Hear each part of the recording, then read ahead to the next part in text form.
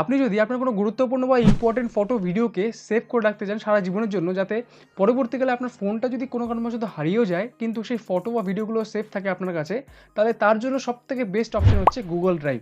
তো আজকের ভিডিওতে আমরা সেটাই দেখে নেব যে কীভাবে আপনি আপনার গুগল ড্রাইভের মধ্যে আপনার ইম্পর্টেন্ট বা গুরুত্বপূর্ণ ফটো, ভিডিও বা ডকুমেন্টগুলোকে সেভ করে রাখবেন। তো চলুন বন্ধুরা, ভিডিওটাকে শুরু করা যাক।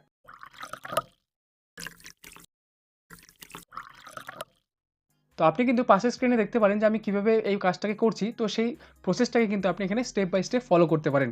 তো সবার প্রথমে আপনি আপনার ফোনের মধ্যে গুগল ড্রাইভ অ্যাপটা এখানে খুঁজে নিন। আমার ফোনের মধ্যে অলরেডি রয়েছে, আপনারও ফোনের মধ্যে হয়তো অলরেডি রয়েছে।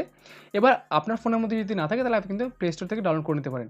তো এই যে গুগল ড্রাইভ অ্যাপটা রয়েছে, এটা কিন্তু আপনার যে ফোনের মধ্যে জিমেল অ্যাকাউন্টটা রয়েছে তার সাথে কিন্তু অলরেডি লিঙ্ক করা থাকে। তো এবার এই অ্যাপটাকে যখন আপনি ওপেন করবেন, ওপেন করার পরে আপনি নিচের দিকে 4টে অপশন পাবেন: home, start, shared and files. আপনাকে এই ফাইলস অপশানটাতে ক্লিক করতে হবে। ফাইলস অপশানে ক্লিক করার পরে ফাইলস অপশানের ঠিক উপরের দিকে দেখুন একটা প্লাস বা যোগ চিহ্ন রয়েছে, সেখানে আপনাকে ক্লিক করতে হবে। এবার দেখুন কিছু অপশানে আপনার এখানে ভেসে আসলো। তার মধ্যে থেকে আমরা এখানে ফোল্ডার অপশানটাতে ক্লিক করব। ফোল্ডার অপশানটাতে ক্লিক করে আমরা এখানে একটা ফোল্ডার তৈরি করে নেব, যাতে পরবর্তীকালে আমরা এখানে বুঝতে পারি যে কোন ফোল্ডারের মধ্যে আমার কোন জিনিসগুলো রয়েছে। মানে ডকুমেন্টের জন্য আপনি আলাদা ফোল্ডার, ভিডিওর জন্য আলাদা ফোল্ডার, ফটোর জন্য আলাদা ফোল্ডার। তো এখানে আমি ফটোর জন্য একটা ফোল্ডার তৈরি করে নিলাম, ফটোস বলে, ফটোস 1 দিয়ে দিলাম। তারপরে আমি এখানে যখন ক্রিয়েট অপশানে ক্লিক করব, এখানে কিন্তু আমার এই ফোল্ডারটা কিন্তু এখানে তৈরি হয়ে যাবে। দেখতে পাচ্ছেন ফটোস 1 বলে একটা ফোল্ডার রয়েছে। যেই জিনিসটা আপনাদের ক্ষেত্রে হতে পারে সেটা হচ্ছে আপনার ফোনের মধ্যে একটা সেটিংস আপনাকে যেটা সেট করতে হবে, সেটা হচ্ছে আপনি যখন আপনার এই গুগল ড্রাইভ অ্যাপটা ওপেন করবেন, ওপেন করার পর আপনি এই যে উপরের দিকে 3টে দেখতে পাচ্ছেন সার্চ ইন ড্রাইভ অপশন, তার পাশে দেখতেন 3টে লাইন, মেনু অপশানে ক্লিক করবেন। করার পরে সেটিংসে যাবেন।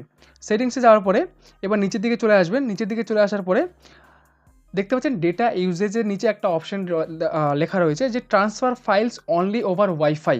এই অপশানটা দেখুন আমার এখানে কিন্তু অফ করা রয়েছে। তো আপনার ফোনের মধ্যে যখন প্রথম আপনি এটাকে ব্যবহার করবেন, সেটা কিন্তু অন থাকবে।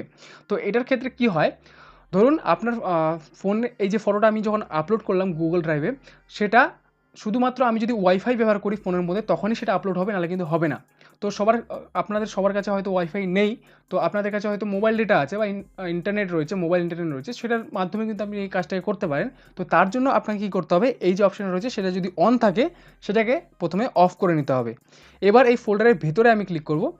ভেতরে ক্লিক করার পর এখানে দেখতে পাচ্ছেন এখানে কিন্তু কোনো কিছু নেই বর্তমানে। তো আমাদেরকে এখানে ফটোগুলোকে আপলোড করতে হবে। তা আপলোড কী করে করব, তার জন্য আবার আপনি এই যে প্লাস চিহ্নটা রয়েছে সেখানে আপনি ক্লিক করুন। ক্লিক করার পরে দেখুন আবার সেই অপশানগুলো আসলো। এবার আপলোড অপশানে আপনাকে ক্লিক করতে হবে। দেখতে পাচ্ছেন সেকেন্ডের অপশানটা আপলোড, সেখানে আপনাকে ক্লিক করতে হবে। এখানে কিন্তু আপনার ফোনের গ্যালারিটা খুলে যাবে। এখানে গ্যালারির অপশানও রয়েছে, আপনি কিন্তু এই গ্যালারি অপশানে ক্লিক করে আপনার ফোনের গ্যালারিটাও এখানে ওপেন করতে পারেন। তো আমি এখানে যে কোনো একটা ফটো আপনাদের সিলেক্ট করে বা চুজ করে দেখিয়ে দিচ্ছি। তো আমি এখানে একটা ফটো সিলেক্ট করলাম, যে টিক চিহ্নটা রয়েছে সেখানে আমি ক্লিক করে দেবো। এবার এই ফটোটা কিন্তু এখানে আপলোড হবে। এইবার এই ফটোটা যখন এখানে আপলোড হয়ে যাবে, এই ফটোটা যদি আপনার গ্যালারি থেকে যদি ডিলিটও হয়ে যায়, সেটা কিন্তু এখান থেকে ডিলিট হবে না।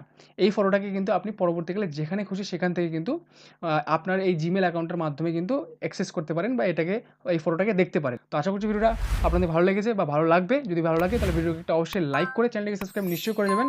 আশা করছি বন্ধুরা আপনাদের সাথে দেখা হবে আমার পরবর্তী ভিডিওতে।